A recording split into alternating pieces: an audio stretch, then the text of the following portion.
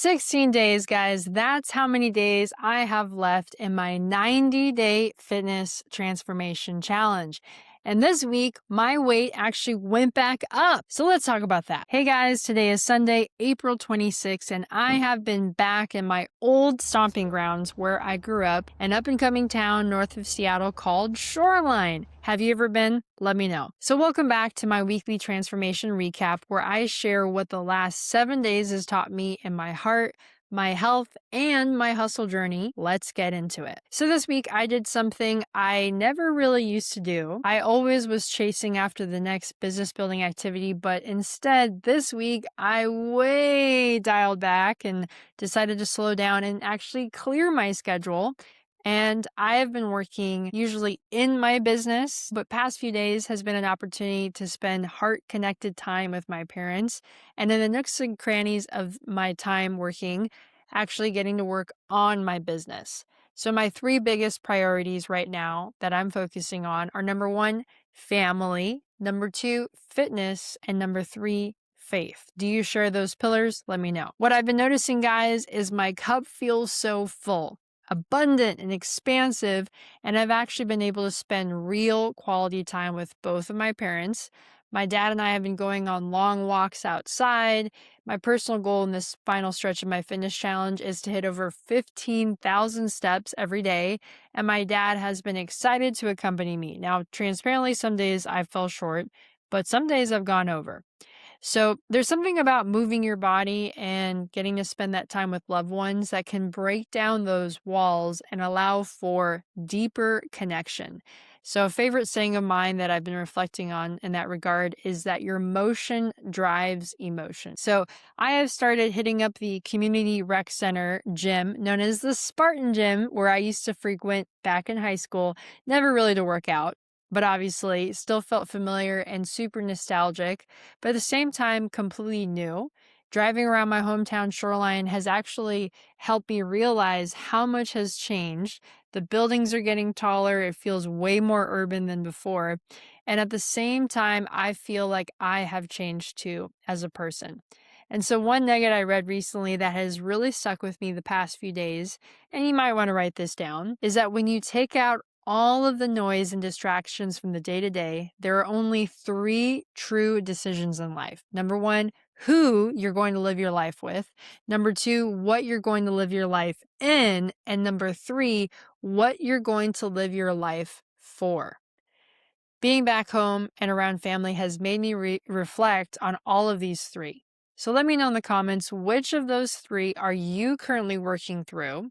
I'd love to know. Okay, so let's talk about health, because as usual, this is where I'm going to be really transparent and vulnerable with you guys. As of the time of this recording, I am 14 days out from the end of my 90-day fitness transformation challenge. And this week, my weight actually went back up to over 130 pounds. Transparently, that was super discouraging. And the thing about fat loss is it's never a straight line, right? The scale seems to have a mind of its own. It doesn't always reflect your effort right away, but your choices do. And so here's what I did. I gave myself grace, knowing just because it went up didn't mean I was regressing. I kept focusing on doing the same thing, keeping it super simple. And in fact, I am very proud of myself because while I was at the airport flying from Phoenix to Seattle, I was super tempted to stop by Panera Bread, maybe try to find a macro-friendly meal. And the amount of brain power that's required, plus taking a look at those price tags, made me realize I already had everything I needed with me. Luckily, I had brought a few soft-boiled eggs and grapefruits along for the ride. And so just for kicks, I decided to log them into MyFitnessPal. And you know what? Surprise, it perfectly hit my macro targets. That was confirmation that I was on the right path, and a reminder that sometimes what you're looking for, you already possess and could be right underneath your nose. So just trust the process and have faith. Now, here's the cool part. As of yesterday, I weighed back in at 128 pounds, and as of today, 127 pounds.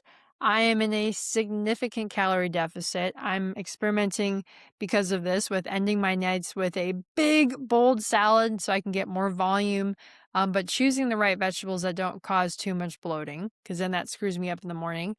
And luckily, I am not going to be dropping any more calories going forward for the final stretch.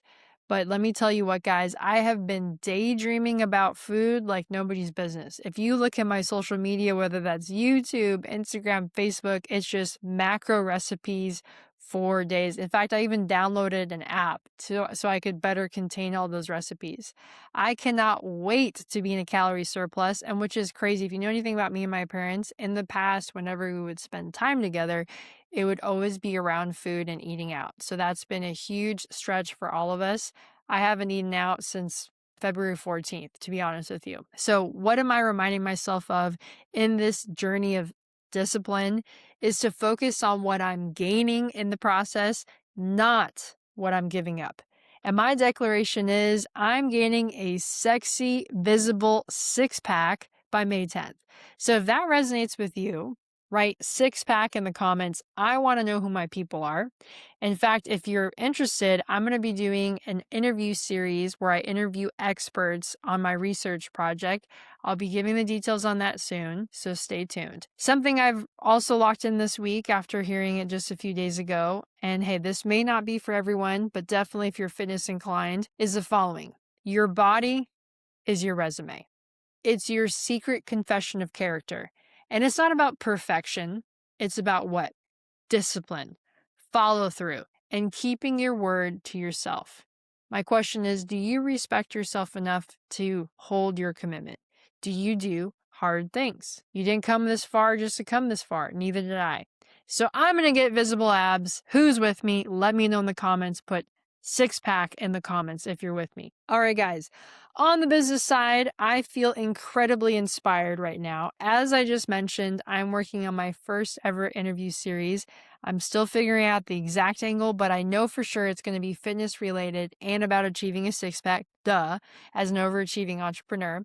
And on top of this, I'm preparing to launch my first beta coaching cohort. It's going to be called Money Mei-Hem, just in time for the month of May. So it's going to be just an intimate group focused on being consistent, follow through, and cutting out the noise so people can actually execute on their goals and get results. Because here's what I know to be true. It's not about knowing more.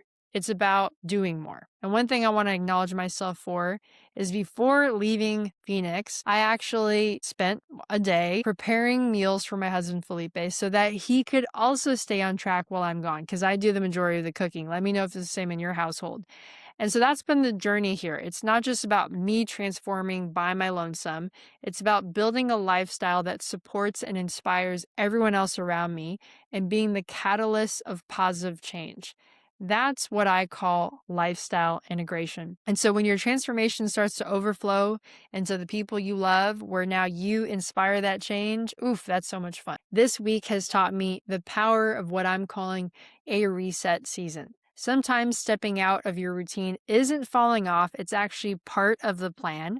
And it's given me clarity. It's filled my cup and reminded me that building my life and living my life are not always the same move. Sometimes slowing down is the fastest way forward. So my intention for this next week, guys, is simple. Number 1, stay disciplined. Number 2, stay present and connected. And number 3, finish strong even when life is throwing curveballs. Because at the end of the day, all of us will be successful if we do not quit. So if you're on your own transformation journey right now, whether that's fitness, work-life balance, or just becoming who you know you're meant to be, drop it in the comments. I want to know what you are working through. We are in this together. Thanks for being here for this week's transformation recap, where we reflect, reset, and realign our heart, health, and hustle. And remember, this is where transformation becomes a lifestyle. I'll see you for the Wellness Wisdom Wednesday, and of course, on my daily walk-in wisdoms. Check out my link tree for some other resources I provided about tapping into a better you. I'll see you next time. Guys, make it a great day.